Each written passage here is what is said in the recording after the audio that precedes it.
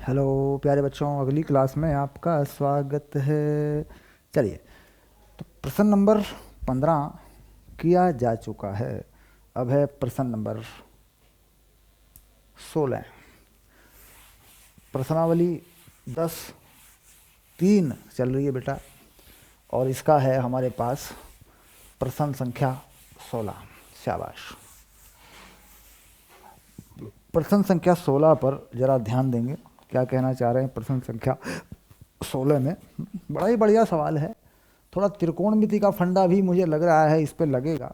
क्या कह रहे हैं, यदि P और Q मूल बिंदु से रेखाओं इतने इतने पर लंब की लंबाइयाँ हैं तो सिद्ध कीजिए। P और Q दो रेखाएं हैं हमारे पास। रेखा कौन कौन सी हैं जरा देखें एक बार। x cos theta minus y sine theta बराबर k cos 2 थीटा।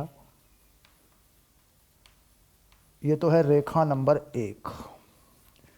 दूसरी रेखा क्या है? दूसरी रेखा है x sec थीटा और प्लस y cosec थीटा बराबर k।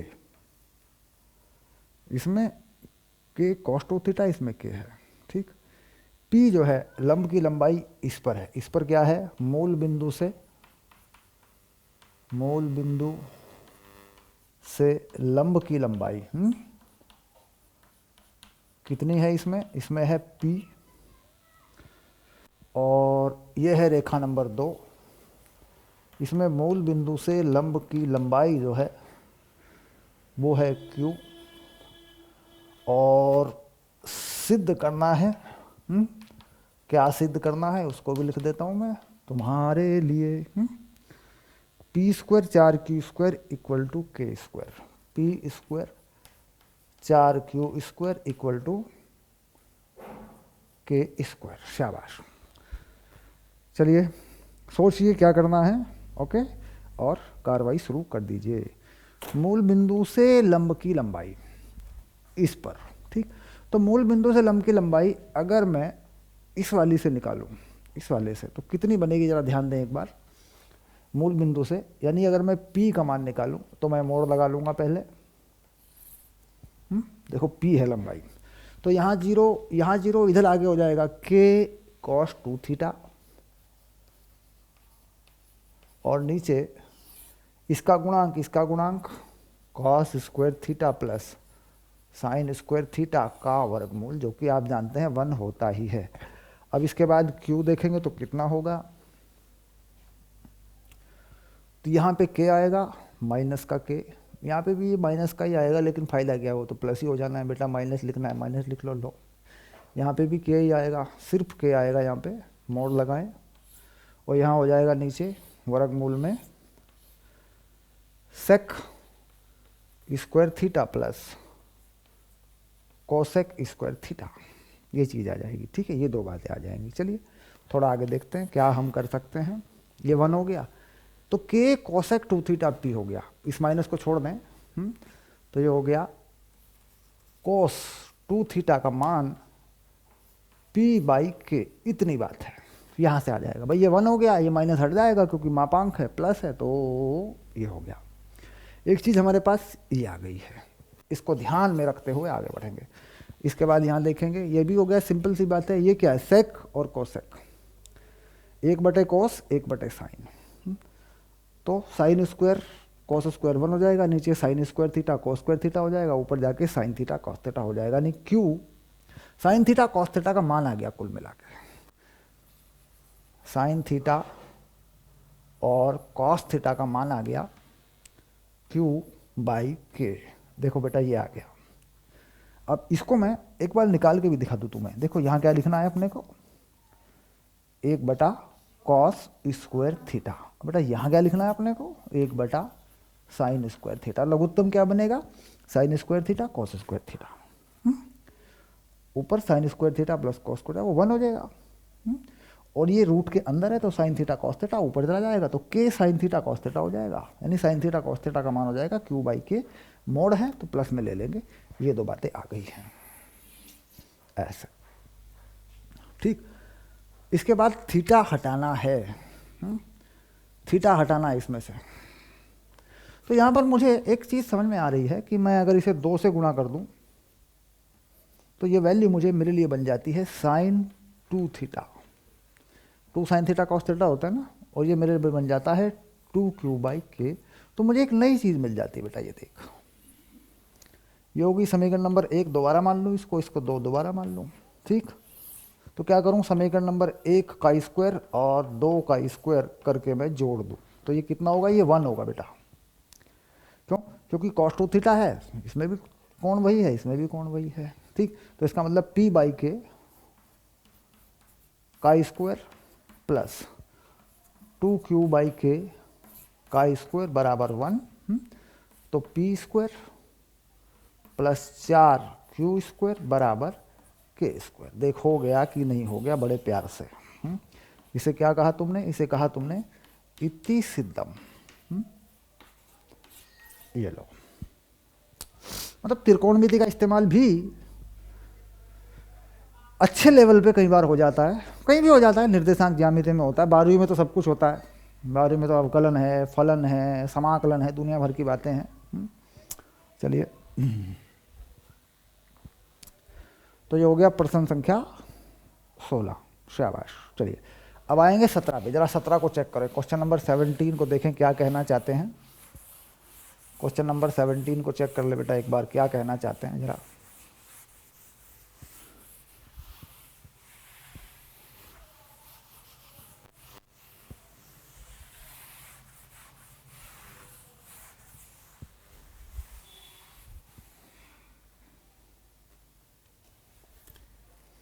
क्वेश्चन नंबर 17, शाबाश।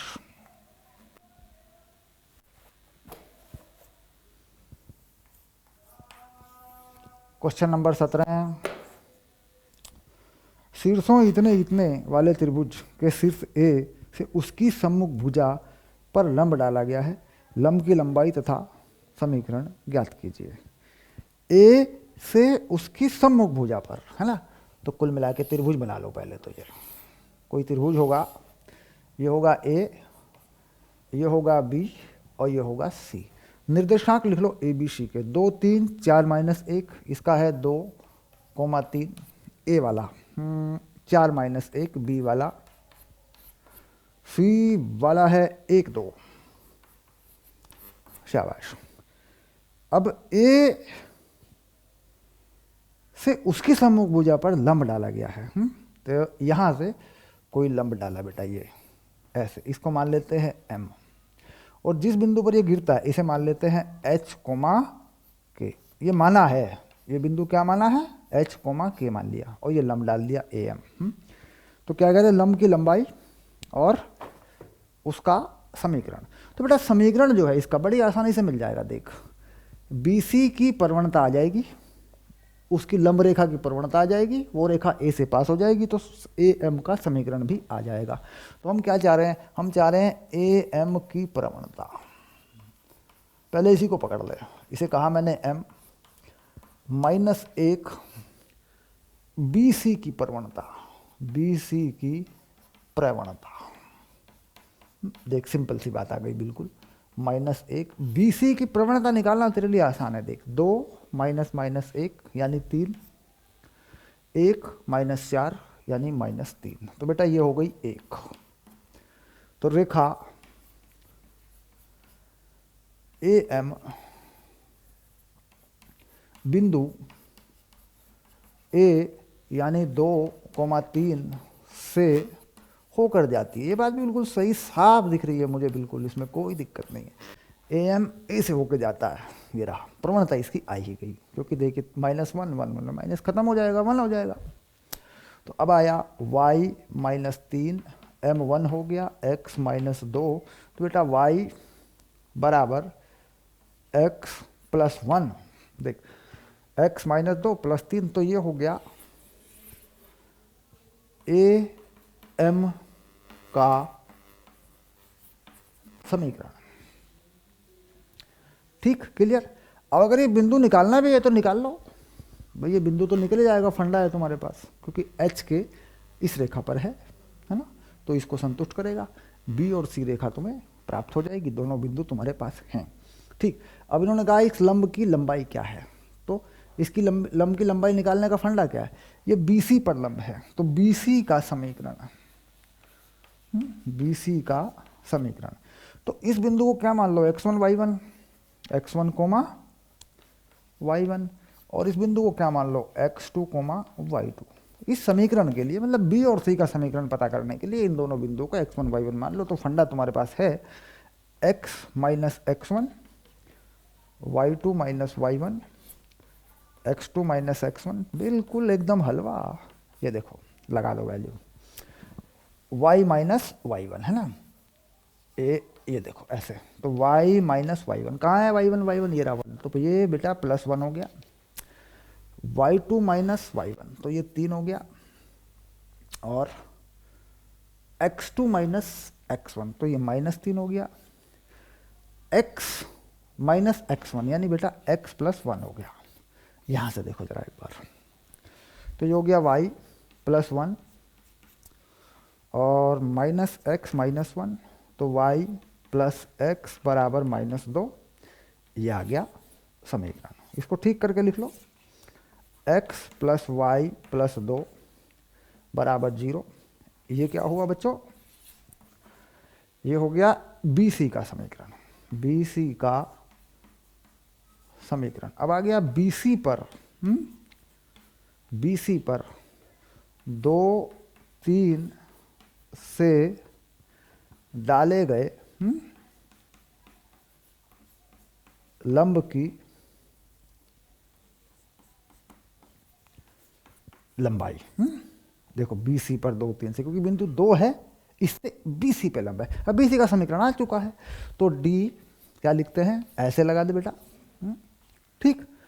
अच्छा बिंदु डाल दे इसमें 2 और 3, तो 2 और 3 5 और 2 7, तो 7 हो गया, ऊपर आ गया 7, नीचे इसका गुणांक एक है, इसका 1 है, तो बेटा ये हो गया वर्गमूल 2, तो ये वैल्यू हो गई 7 वर्गमूल 2, 7 बटे वर्गमूल 2। ठीक, मिला लो उत्तर, चेक कर लो।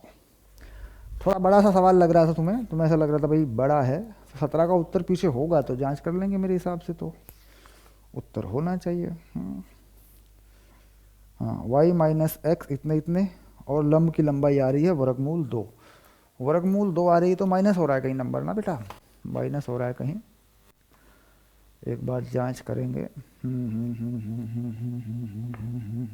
यहाँ जांच करेंगे BC की प्रवणता के लिए। और ये जो समीकरण आया इसको भी देखो एक बार, समीकरण क्या आया, y माइनस x बराबर 1, ये तो ठीक है, वर्गमूल 2, यहाँ चेक कर लेंगे एक बार, वो वैल्यू माइनस में ही आ रही है, और x माइनस +1 हो जाएगा, y माइनस y1 y + 1 होगा, और ये -1 होगा, और ये 1 होगा, तो उधर 2 ही बचेगा, यहाँ 2 है, तो यहाँ इसमें मुझे वैल्यू डालनी है बेटा x + y, इसमें मुझे वैल्यू डालनी है 2 और 3, तो इसको 2 डाल दूंगा, इसको 3 डाल दूंगा, 2 और 3 5, और 2 ये भी है, तो 7 ही होगा बटे वर्गमूल 2, ऊपर 2 आए तो बात बने। एक मिनट, कहीं मूल बिंदु से तो नहीं कह रहा है कहीं, लंब की लंबाई का समीकरण ज्ञात कीजिए, ए से उसकी सम्मुख भुजा पर लंब डाला गया है, लंब की लंबाई, और हाँ तो y1 x1 y माइनस 4 ये होना है, ये देखिए यहाँ गलत हो गया मामला, और क्योंकि y माइनस y1 होना है और इसको y1 माना हुआ है। ठीक है, अब देखो कुछ समझ में आ रही है बात हमारी, तो ये हो गया y + x, इधर कितना है, फिर y माइनस 4 है, और इधर +2 जाएगा, तो y माइनस 2 बचेगा, यानी x + y - 2 बचेगा बेटा, ये आ गया। एक मिनट, x माइनस 1 है ना, -3 बचना चाहिए ना भाई, हाँ क्योंकि ये तो 1 है, ठीक है। तो ये ठीक करेंगे, ये 5 और 3 2, तो ये 2 बचेगा बेटा ऐसे। तो ये आ जाएगा। देखो क्या क्या मिस्टेक हुई थी, इसको चेक कर लेंगे एक बार। जब यहाँ इक्वेशन लगा रहा था, मैं वापस आ रहा हूँ बेटा, तो y माइनस y1, इसको y1 माना था ना, हाँ y माइनस y1, यहाँ पे तो ठीक लगा था ना, बड़ी दिक्कत है। x माइनस 4 यहाँ लगना था बेटा, x माइनस 4 ऐसे, ओके। x माइनस x1, अब इसके हिसाब से माइनस एक्स प्लस 4, तो -4 हो गया उधर, एक प्लस का है, 3 हो गया, -3 हो गया, ओके। तो यहाँ कुछ गलती हो रही, इसको दोबारा लिख देंगे। देखो ऐसा करो, इसको ठीक करो यहाँ पर डाटा को। तो y plus 1 minus x plus 4, तो y प्लस एक्स माइनस 3 बराबर 0, है ना। देखो ठीक हो गया अब, हाँ शाबाश, ये रही रेखा, इस पर लंब हो गया, करेक्ट। मैथमेटिकल मिस्टेक होती है, होती रहेगी। प्रश्न नंबर 18, शाबाश। चलिए क्वेश्चन नंबर 18 पे चलिए, शाबाश। क्वेश्चन नंबर 18 पे आ रहे हैं, हटा देते हैं इस सवाल को।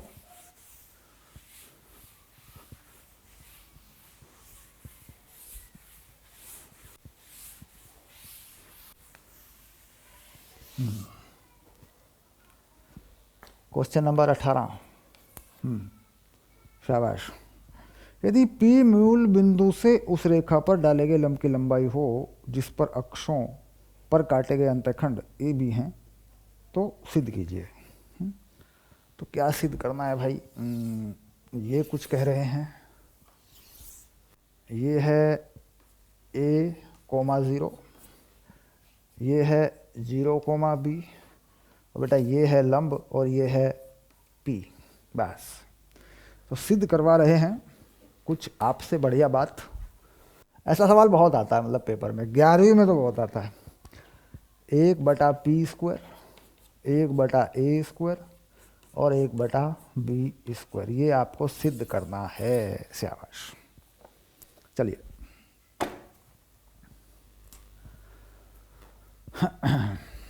कैसे करोगे बताओ। रेखा का समीकरण, क्या कहा, रेखा का समीकरण निकाल लो, उस पर मूल बिंदु से लंब डाल दो। कितना हो जाएगा, x/a प्लस y/b बराबर 1। तो ऐसा कर लो, bx plus ay minus ab बराबर 0, ये हो गया रेखा का समीकरण। ठीक, रेखा पर मूल बिंदु से, मूल बिंदु यानी 0 0 से डाले गए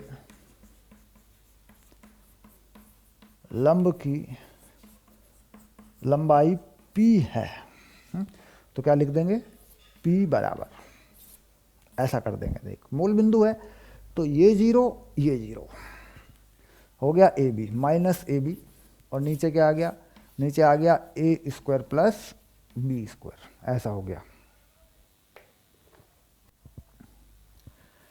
ये 0 लगेगा, ये 0 लगेगा, माइनस ए बी है, पूरा मापांक में आएगा। ये चीज़ कहानी आ गई। अब क्या लिखेंगे, दोनों पक्षों का, क्या लिखा, दोनों पक्षों का वर्ग करने पर, कर दिया दोनों पक्षों का वर्ग, तो ये हो गया p² बराबर ए बी का स्क्वायर और नीचे a² प्लस b²। ये कहानी आ गई है।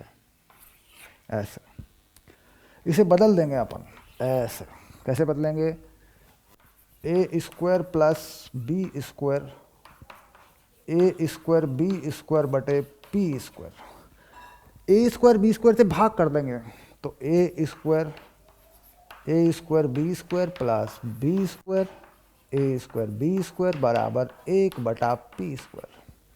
अब a² यहाँ से काट देंगे, b² यहाँ से काट देंगे, तो 1/a² प्लस 1/b² बराबर 1/p²। यही है वो यही तो है वो, यही तो है वो जो तुम्हें लाना था भाई। हाँ यही है वो, देखो ये रहा।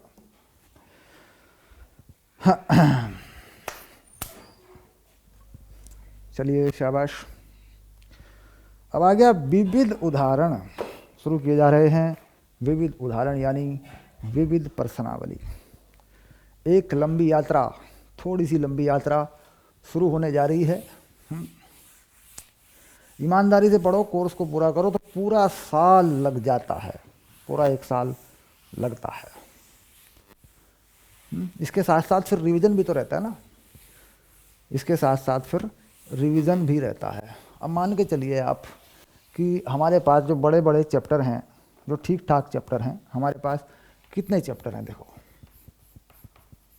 हम मान लेते हैं कि हमारे पास 14 चैप्टर हैं, 14-15 चैप्टर हम मान लेते हैं, ठीक। एक चैप्टर अगर हम ईमानदारी से करें, सही तरीके से करें, ये हो गया number of chapter, total number of chapter, ठीक।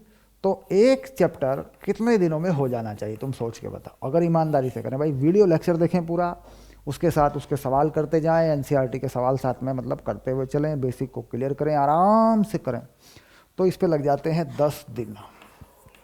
मान के चलिए नोट्स वोट्स आराम से पढ़ते चलें, 10 दिन में हो जाता है। तो कुल समय कितना लगा बताओ, कुल समय कितना लगा? ये लगा 140 दिन, ऐसा, ठीक। अब 140 दिन या 10 दिन हम ये मान के चलते हैं कि भाई इसमें 2 दिन हम 3 दिन छुट्टी भी मार लेते हैं, ठीक। तो छुट्टी कितनी हो गई? छुट्टी के दिन बताओ कितने हो गए? 14 चैप्टर हैं, 14 या 42, 2 दिन मान लें, 3 दिन मान लें, तो हम मान लेते हैं कि छुट्टी के हमने 1 महीना मान लिया, तो ये हो गए 170 दिन। मैंने 180 दिन ही बना देता हूँ, कोई दिक्कत नहीं। लो, तो टाइम हो गया 6 महीने, बस। मतलब बड़े आराम से 6 महीने में कोर्स होता है। अब 6 महीने के बाद आगे जो टाइम बचता है आपके पास, उसमें क्या करो? उसमें भाई रिवीजन कर लो, ठीक। हायर लेवल पे पढ़ लो, हायर लेवल अपना करो, मैथ का अच्छा लेवल बनाओ, अपना जेई लेवल पे जाओ। तो 6 महीने में कोर्स ईमानदारी से पूरा होता है। उसके बाद 2 महीने 3 महीने जो भी समय मिलता है आपको, उसमें हायर लेवल पे जाओ, प्रैक्टिस करो, रिवीजन करो, तो कोर्स बड़े आराम से होता है 6 महीने में। कुछ लोग सोचते हैं कि कोर्स 2 महीने में हो जाए, गधे हैं वो लोग जो ऐसा सोचते हैं कि कोर्स 2 महीने में हो जाए। गधे हैं, बड़े गधे हैं वो, उन्हें पता ही नहीं वो किस दुनिया में पैदा हो गए हैं और क्या कर रहे हैं। तो आप बोलोगे सर बच्चों को डांट रहे हो, नहीं, बात डांटने वाली नहीं। और डांटने का हक मुझे इतना तो है कि गधे को गधा तो मैं कह सकता हूँ। तो गधा ना बने, 6 महीने का काम है, 6 महीने में ही होगा। शाबाश। चलिए,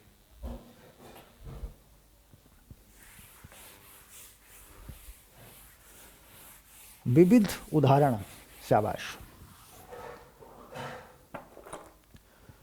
विविध उदाहरण पे आ जाते हैं।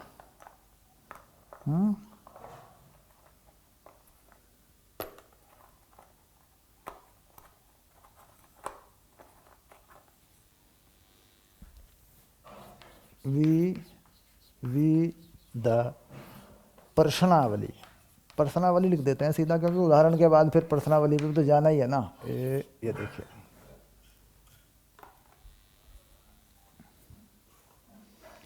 चलो फिर शुरू करो, लेके हरि का नाम, और बड़ा है ये काम। चलिए, तो उदाहरण नंबर 20, उदाहरण नंबर 20। यदि रेखाएं इतने इतने संगामी हैं के का मान ज्ञात कीजिए। संगामी मतलब एक बिंदु पर मिलती हैं। कौन कौन सी रेखाएं हैं? 2x प्लस वाई माइनस 3 बराबर 0, इसे मान लेते हैं रेखा नंबर 1। 5x के वाई माइनस 3, 5x प्लस के वाई माइनस 3 बराबर 0, इसे मान लेते हैं रेखा नंबर 2। और 3x माइनस वाई -2 बराबर 0, इसे मान लेते हैं रेखा नंबर 3। तो रेखा 1, 2, 3 जो है संगामी है, यानी एक ही बिंदु पर मिलती है। ये कह रहा है के का मान हमें बताना है। भाई देखो एक ही बिंदु पर मिलती हैं, तो यहाँ पे देखिए, यहाँ से रेखा 1 व 3 का प्रतिच्छेद बिंदु, बात पक्की हो गई, क्योंकि ये बिंदु जहाँ पर है सभी एक ही रेखा, मतलब सारी रेखाएं एक ही बिंदु पर मिलती हैं, तो प्रतिच्छेद बिंदु तो सबका एक ही होगा ना। तो हमने क्या किया, जिससे निकल सकता है उसे निकाल लेते हैं। पहले हमने देखा भाई पहली और तीसरी से ये निकल सकता है, देखो इससे नहीं निकलेगा क्योंकि इसमें के है, का प्रतिच्छेद बिंदु। ठीक, तो कैसे निकालेंगे, देखो 2xy - 3 ये है, 3xy, तो यहाँ पे कुछ फिट हो सकता है, 2x + y बराबर 3 और 3x - y बराबर 2, तो इन्हें जोड़ लेते हैं तो ये कट जाएगा, ये हो गया 5x बराबर 5, x बराबर 1। अब x का मान 1 रख देते हैं यहाँ पर। अगर मैं x का मान 1 यहाँ रख दूँ तो y का मान भी 1 आ जाएगा बेटा, ये रहा देख। अगर मैं x का मान 1 रख दूँ तो y का मान भी 1 आ जाएगा। तो प्रतिच्छेद बिंदु कितना आ गया, 1,1 आया। ये आ गया प्रतिच्छेद बिंदु। ठीक, तो बिंदु 1,1 रेखा 2 को संतुष्ट करेगा, है कि नहीं, क्योंकि सारे एक ही बिंदु पर मिल रहे हैं ना, सारी रेखाएं एक ही बिंदु पर मिल रही हैं। अतः अब ये 1, 1 जो है इस रेखा में डाल दो x और y की जगह पे, तो 5, 1 प्लस k 1 - 3 बराबर 0, तो k + 2 बराबर 0 और k बराबर -2 उत्तर। तो समझ में आ गया, अगर तीनों रेखाएं एक बिंदु पर मिलती हैं, 3 मिलती हैं, 4 मिलती हैं, 5 मिलती हैं, जो भी है, तो प्रतिच्छेद बिंदु निकाल लिया जाता है। कई बार ऐसा होता है संबंध पूछ लेते हैं, रेखाओं में दे दिया PQR, लगा दिया साथ में कुछ, तो PQR में संबंध बताओ कि रेखाएं एक बिंदु पर मिलती हैं। तो क्या करते हैं अपन, 2 रेखाओं से प्रतिच्छेद बिंदु निकाल लेते हैं, जिसके पदों में भी आता है, जो भी दिया है, और उस बिंदु को तीसरी रेखा में डाल देते हैं, तो प्रतिबंध जो होता है हमारे पास आ जाता है निकल के। शाबाश।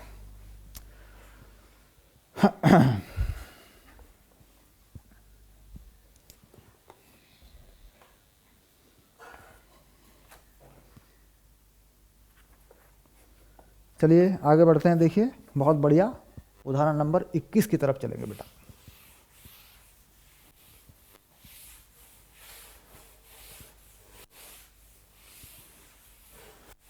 उदाहरण नंबर 21, 21।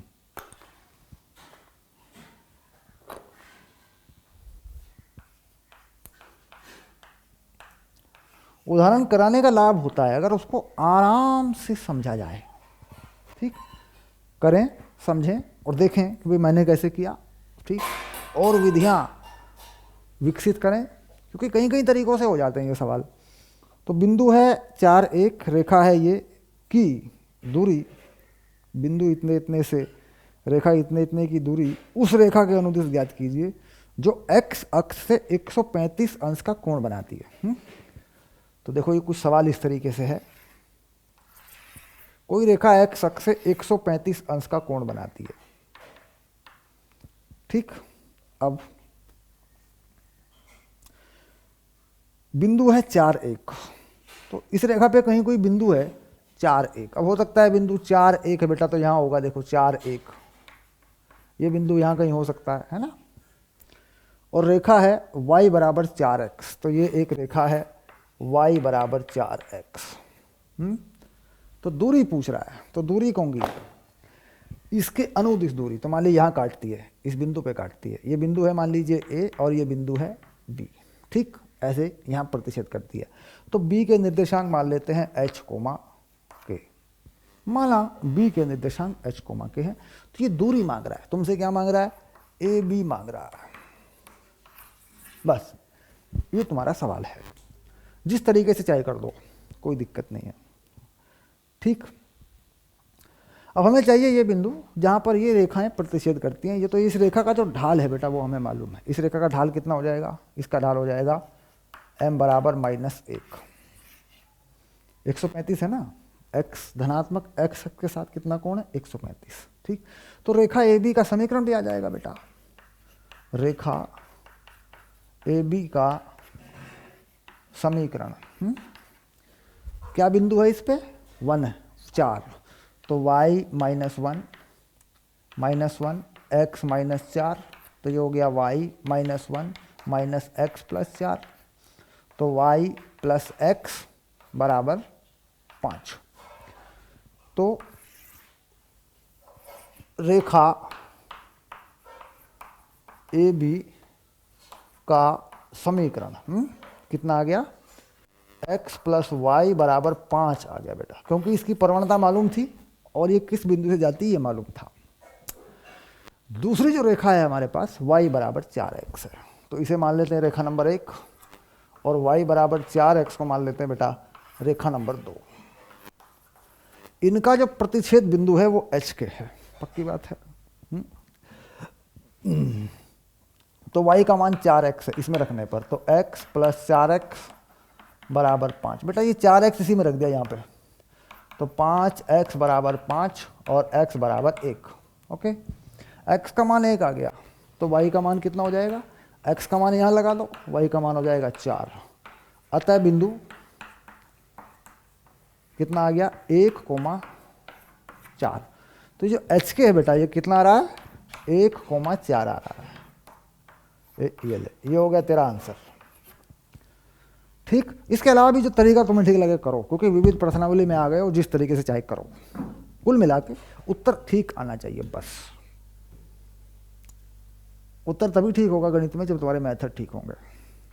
कई बार ऐसा हो जाता है कि यार मेथड गलत था लेकिन अट्टा फट्टा मारा और उत्तर सही आ गया। वो छोटे मोटे सवालों पे हो सकता है, किसी सवाल पे हो सकता है। अच्छा सवाल जब भी होता है उसके कई मेथड हो सकते हैं, उत्तर वही होना चाहिए। शाबाश। चलिए अब देख लें जरा, उत्तर की जांच कर लें। कुछ गणित गुणा भाग में गलती तो नहीं हुई? शाबाश, 4-1 आ गया। और क्या कह रहे हैं? दूरी। ओके, अब दूरी निकाल देते हैं, यानी ए और बी। तो ए बी कितना हो जाएगा? 3 वर्गमूल 2 होगा बेटा। डायरेक्ट लिख दिया मैंने, चलो मैं डायरेक्ट ही लिखता। सर डायरेक्ट मत लिखो सर, हम छोटे बच्चे हैं। एक बिंदु ये है, एक बिंदु है, तो 4 - 1 का वर्ग, 1 - 4 का वर्ग। तो कुल कितना हो गया? ये हो गया 3 का वर्ग और 3 का वर्ग, तो ये हो गया 3 वर्गमूल 2 इकाई। ये हो गया तुम्हारा दूसरा उत्तर। शाबाश। हाँ, उदाहरण नंबर 22 को ठीक से पढ़ेंगे। मतलब अब छोटे सवाल नहीं रहे। अब हम लॉलीपॉप नहीं खा रहे हैं ना सर? नहीं बेटा, अब हम लॉलीपॉप नहीं खा रहे हैं। अब हम लॉलीपॉप नहीं खा रहे हैं, हलवा नहीं खा रहे हैं। अब हम चबा रहे हैं कच्चे चने। हम कच्चे चने चबा रहे हैं। चलो उदाहरण नंबर 22 को पढ़ लो, क्या करना है जरा देखो एक बार।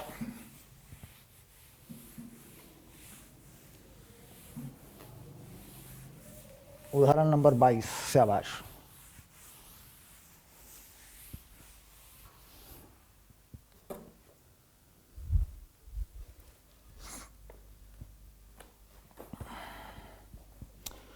कल्पना करते हुए, कल्पना कर लो।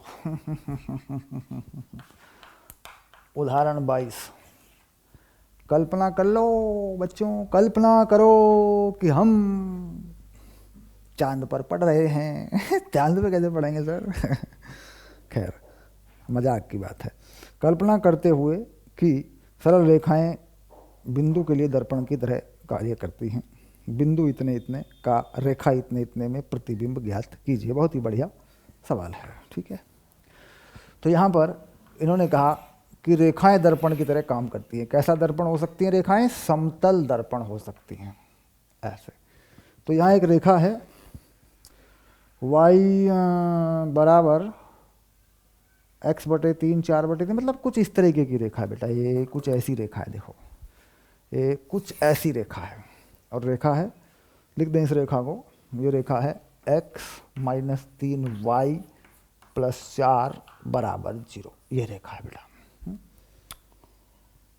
हाँ, और बिंदु 1 2, बिंदु 1 और 2 यानी x अक्ष पे 1 y अक्ष पे 2, है ना।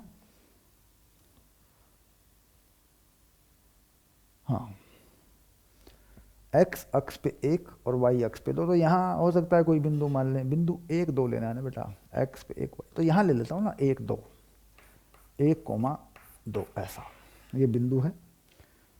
इसका प्रतिबिंब चाहिए ऐसे, यानी समतल दर्पण में, मान लीजिए मैं इसे समतल दर्पण मान लूँ, तो समतल दर्पण में क्या होता है, जहाँ कोई चीज़ होती है ऐसे, उतनी दूरी पे उसका प्रतिबिंब भी बनता है। तो प्रतिबिंब को मान लेता हूँ h, के उसके निर्देशांक हो गए, ये बिंदु A हो गया।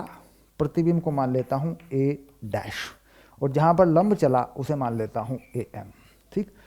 तो AM बराबर A'(m) होगा, क्योंकि समतल दर्पण में प्रतिबिंब वैसा ही बनता है, जैसी वस्तु होती है उतनी दूरी पर बनता है जितनी दूरी पर दर्पण से वस्तु होती है, लंबवत दूरी वही रहती है, ठीक है, ये कहानी है।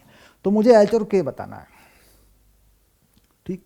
तो H और K बताने का मेरा तरीका क्या है, देखो सबसे पहले ये जो रेखा है A', इसकी प्रवणता और इस रेखा की प्रवणता, सबसे पहली बात इनकी गुणा -1 कर देना, ठीक।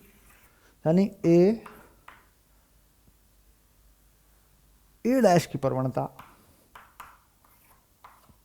M और M रेखा, जो रेखा दे रखी है की प्रवणता बेटा -1 है, ये बात तो पक्की हो जाएगी। अच्छा, अब A' की प्रवणता कैसे निकलेगी, देख K-2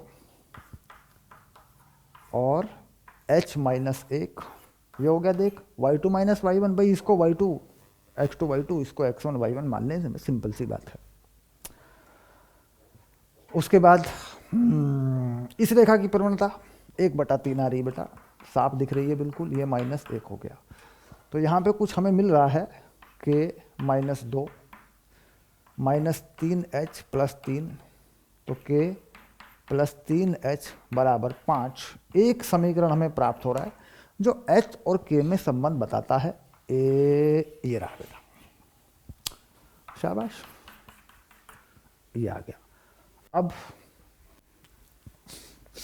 H और K में संबंध है ये। अब दूसरी चीज याद आती है हमारे पास कि साहब यहाँ जो है दूरी, यहाँ से दूरियां भी दोनों बराबर हैं, क्योंकि दूरी का कंसेप्ट भी आएगा, दूरी का कंसेप्ट भी आएगा, क्योंकि K और H हम बिना दूरी के फंडे के तो खैर नहीं निकाल पाएंगे, सिंपल सी बात है बिल्कुल। तो M जो है एक बिंदु है जो इसे संतुष्ट करेगा। अब सवाल ये, M निकालें तो क्या निकालें, मतलब M निकालें तो कैसे निकालें, हो गया नहीं मामला गड़बड़, भाई M तो है नहीं हमारे पास, प्रवणता से हमने एक समीकरण तो निकाल लिया, इस रेखा का समीकरण भी आ जाएगा हमारे पास, इस रेखा का समीकरण जिसमें H और K आएंगे, बात सही है, लेकिन उसमें तो XY भी आएंगे, और उसका प्रतिच्छेद बिंदु अगर इस वाली से निकालूं तो ये M भी आ जाएगा। क्वेश्चन में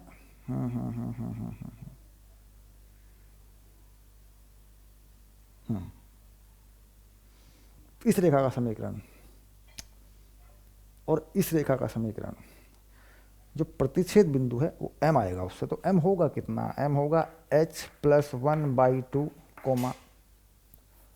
मध्य बिंदु है ना M, तो दोनों को मिलाने वाली रेखा का मध्य बिंदु है ना, इसमें डाल देंगे, फिर और क्या करेंगे, K + 2/2, तो बेटा ये है मध्य बिंदु, ये है M के अंदर, देखो इन दोनों का मध्य बिंदु M है, और ये बिंदु इस रेखा पर है, तो इसमें डाल दो इसे, और क्या करना है, x - 3y + 4 = 0, इसमें ये मध्य बिंदु है इन दोनों का, इस रेखा पर है ना, तो इसमें डाल दो, तो H + 1/2 -3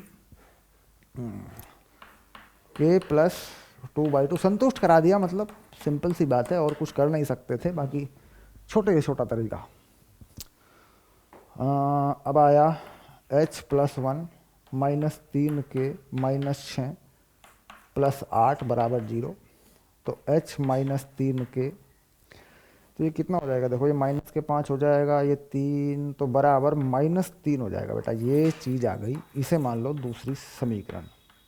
ये दूसरा समीकरण हो गया। देख, पहला ये रहा, पहला था 3h + k = 5, दूसरा है h -3k = -3।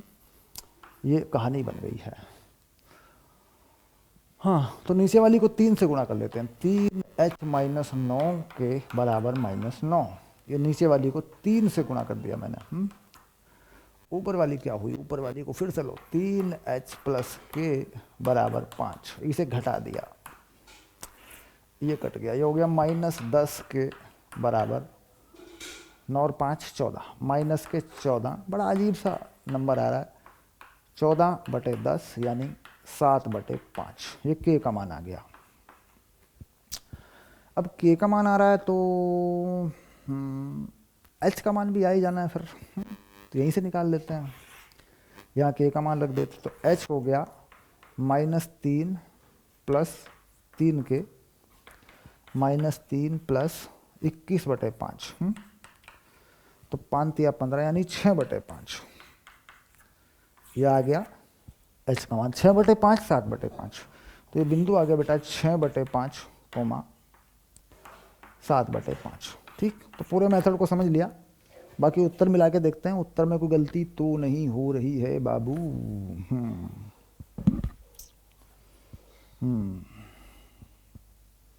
6/5 7/5, उत्तर तो ठीक आ गया, कोई गलती नहीं हुई।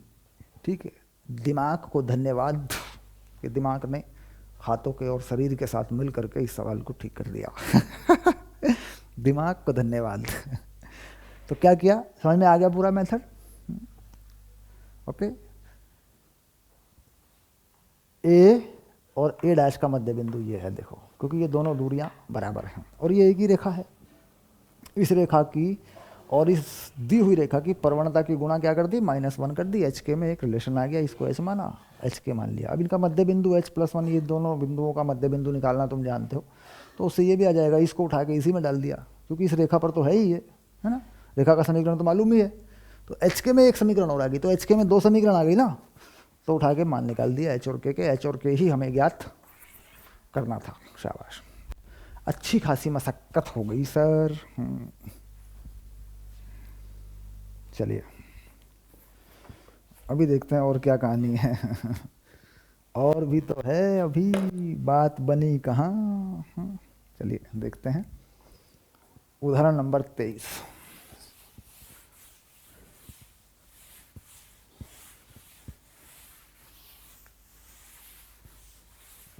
उदाहरण नंबर 23 पे चलेंगे। शाबाश,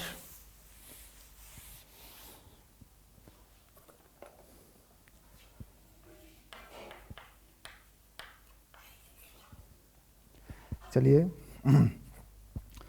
दर्शाइए कि रेखा इतने इतने x = 0 से बने त्रिभुज का क्षेत्रफल। मतलब यहाँ पे 2 रेखाएं हैं, y = m1x + c1, ये रेखा नंबर 1 है, और y = m2x + c2, ये रेखा नंबर 2 है, तथा x = 0, ये बेटा रेखा नंबर 3 है, से बने त्रिभुज का क्षेत्रफल कितना आ रहा है, ये आ रहा है c1 - c2 का वर्ग बटे 2 मोड m1 - m2। ये तुम्हें दिखाना है, बताना है, समझदार हो तो कर दो। शाबाश। तो अगर 3 निर्देशांक निकलते हैं, मान लीजिए 3 बिंदुओं के निर्देशांक निकलते हैं, तो त्रिभुज का क्षेत्रफल तो आ ही जाता है। ठीक, तो 1 और 2 का प्रतिच्छेद बिंदु, 1 और 2 का प्रतिच्छेद बिंदु, 2 और 3 का प्रतिच्छेद बिंदु, 3 और 1 का प्रतिच्छेद बिंदु निकल जाएंगे, नहीं निकल जाएंगे। ठीक, तो क्या करें, रेखा 1 व 2 का प्रतिच्छेद बिंदु, ऐसे भाई ये 2 रेखाएं हैं, कहीं ना कहीं काटेंगी तो है ही ना, तो कितना होगा वो प्रतिच्छेद बिंदु। ठीक है, तो क्या कर लेंगे, देखो y बराबर m1x प्लस c1, y बराबर m2x प्लस c2, घटा लेंगे इनको ऐसे, तो ये y तो गया, तो ये आ गया 0, m1 minus m2 x plus c1 minus c2, तो x की वैल्यू तो आ गई भाई, इसको इधर ले आओ, c2 माइनस c1 और m1 माइनस m2, ये x की वैल्यू आ गई। तो y की वैल्यू भी आई जाएगी, y कितना आ गया, m1 c2 minus c1 m1 minus m2 plus c1, यानी ये x की वैल्यू पहले वाली में डाल दो तो y भी आ जाएगा, प्रतिच्छेद बिंदु आ जाएगा कुल मिला के। तो उसे निकालो पहले, हिम्मत ना हारो। तो m1 ब्रैकेट खोलो, m1 c2 minus m1 c1 plus ये क्या है, ये है c1, हाँ, तो m1 c1 minus m2 c1, m1 minus m2, तो अब कुछ कटेगा, देखो ये गया, तो ये हो गया m1 c2 minus m2 c1 बटे m1 माइनस m2, ये हो गया y का मान। तो प्रतिच्छेद बिंदु प्राप्त हो गया बेटा, ये रहा, है ना। तो कितने आ गए निर्देशांक, यहाँ लिखूंगा, देखो मैं इस निर्देशांकों को, x कितना आ रहा है, c2 माइनस c1 और m1 minus m2, coma y लिखूंगा यहाँ पे मैं, m1 c2 minus m2 c1 और m1 माइनस m2, और ब्रैकेट ये है 1 और 2 का प्रतिच्छेद बिंदु।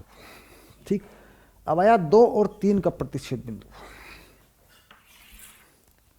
रेखा 2 व 3 का प्रतिच्छेद बिंदु, कितना कितना होगा, तो देखो 2 में x0 डाल दो तो कितना हो जाएगा, 0,c2, इसको निकालने की जरूरत ही नहीं है, क्यों, 2 और 3 का चाहिए ना, तो x की वैल्यू 0 लगा दो, तो y c आ गया, x0 हो गया, y c2 हो गया। अब आया रेखा 3 व 1 का प्रतिच्छेद बिंदु, ये कितना होगा, तो इसमें भी x बराबर 0 डाल दो तो c1 हो जाएगा, तो 0,c1 ये आ गया। तो 3 प्रतिच्छेद बिंदु हैं, एक ये है, एक ये है, एक ये है। ठीक, अब त्रिभुज का क्षेत्रफल, त्रिभुज का क्षेत्रफल 1/2, बस। अब देखो, इसको x1 मान लो, x2 और x3 0 हैं, देख x2 x3 0 हैं, इसको x1 मान लो, तो c2 minus c1 m1 minus m2,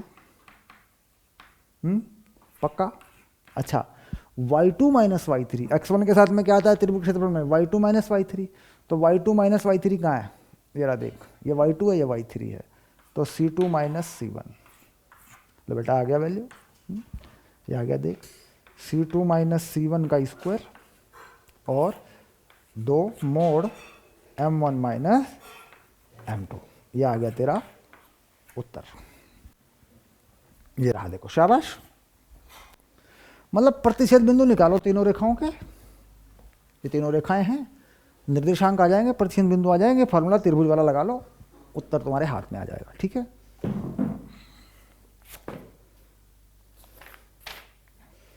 चलिए अब आया 24, शाबाश, 24,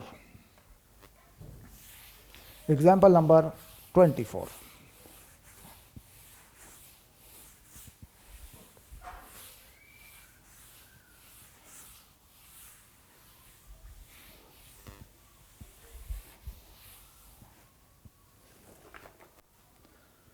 उदाहरण 24। एक रेखा इस प्रकार है कि इसका रेखाओं इतने और इतने के बीच का रेखाखंड बिंदु 1 और 5 पर समद्विभाजित होता है। इसका समीकरण ज्ञात कीजिए। एक रेखा इस प्रकार है कि रेखा इतने इतने के बीच का रेखाखंड बिंदु 1, 5 पर समद्विभाजित होता है। इसका समीकरण ज्ञात कीजिए। तो बेटा सिंपली बना लेते हैं। पहले मान ली हमारे पास दो रेखाएं हैं ऐसे। इस रेखा का समीकरण कुछ दिया है, इसे लिख लेते हैं।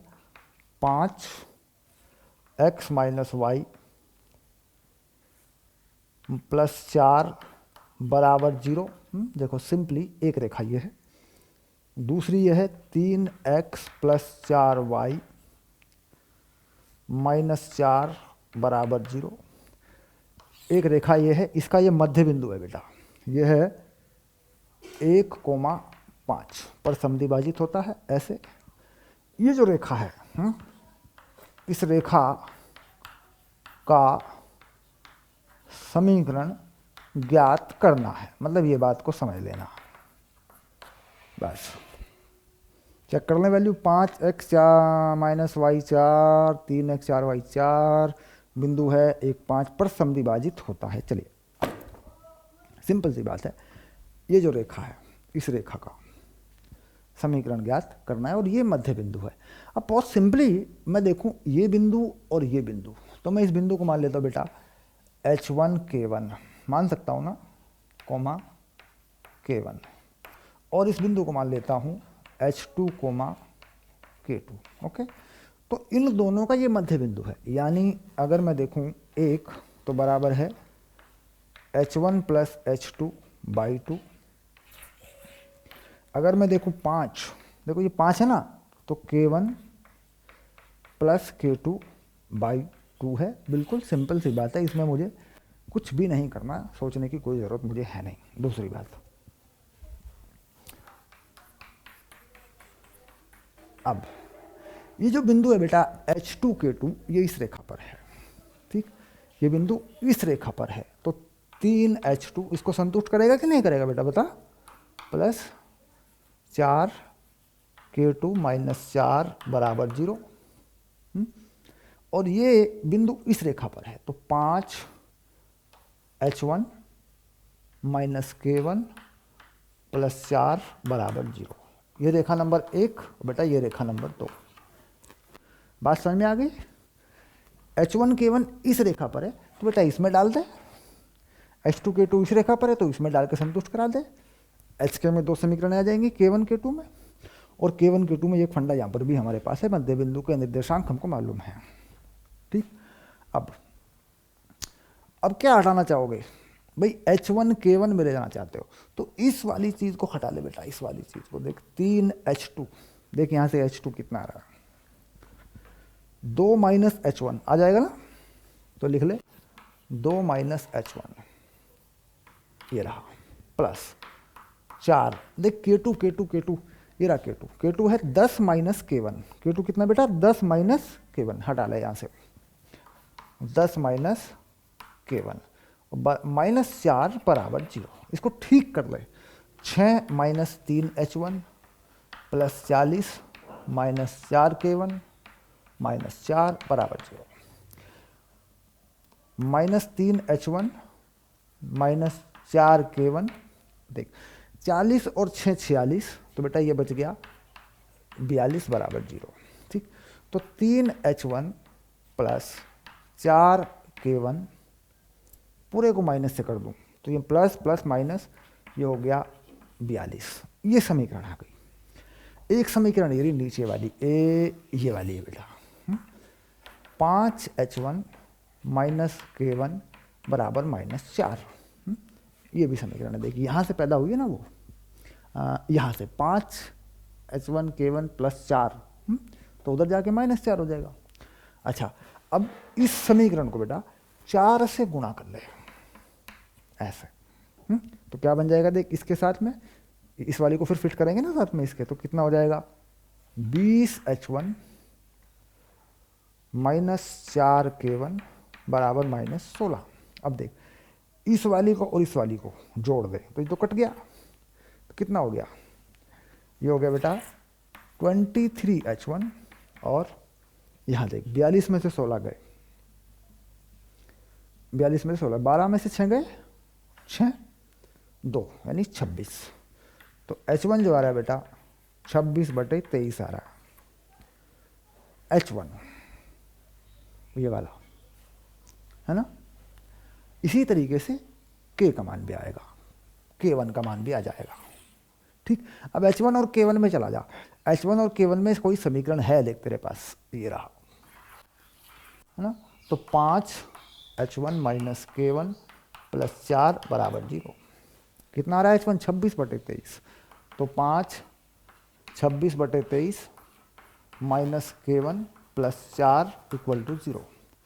तो 6 पंजे 30, 5 दूनी 10 और 3 13, 123, 30/6 पंजे 30, 5 हाँ ठीक है 23 प्लस 4 बेटा और ये K1 है, कर ले 130 प्लस लघुत्तम 23 बना ले, 3 चौक 12, ये 92 होना चाहिए ना बेटा। ओके शाबाश, 23 ये आ गया K1। तो K1 का मान आ गया तेरे पास 0, 9 और 3 12, 220/23। ठीक, तो H1 और K1 तेरे पास आ चुका है बेटा। कितना आ गया जरा चेक कर ले एक बार, यहाँ लिख लेंगे इसको 26/23 220/23, 26/23 220/23, ये आ गया देख।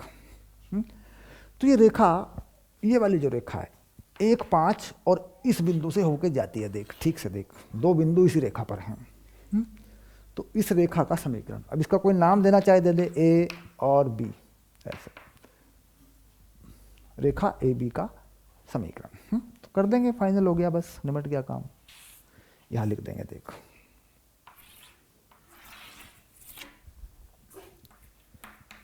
रेखा ए बी का समीकरण y माइनस y1 किसको मानना बेटा, इसी को मान ले 5 बराबर y2 माइनस 220/23 माइनस 5, शाबाश, x2 minus x1 26/23 minus 1 x minus 1। Okay, तो बेटा ये है तेरा समीकरण, ये तेरा उत्तर है। ओके डन है ना। उत्तर कितना आ रहा है, 23 26 107 something something something, 107x 3y minus 92, 107x 3y minus, देखो 23 3 पंजे 15, 5 दूनी 10 और 1 11, 3 पंजे 15, 222 है बेटा। ये देख है ना, ठीक कर ले इसको, नहीं तो लेने के देने पड़ जाएंगे। हाँ, और ये रहा देख, अब देख 3 पंजे 15, हाँ 7, 107x हो गया। अब ठीक है, करेक्ट। Okay done. 222/23 एक बिंदु है, और इसके अलावा 26/23 दूसरा बिंदु है। शाबाश, बस। तो मतलब बड़ा सवाल था और बोर्ड पे आ गया, मतलब एक बार है, एक बार हमने देखा भाई बोर्ड पे आ गया है सवाल पूरा।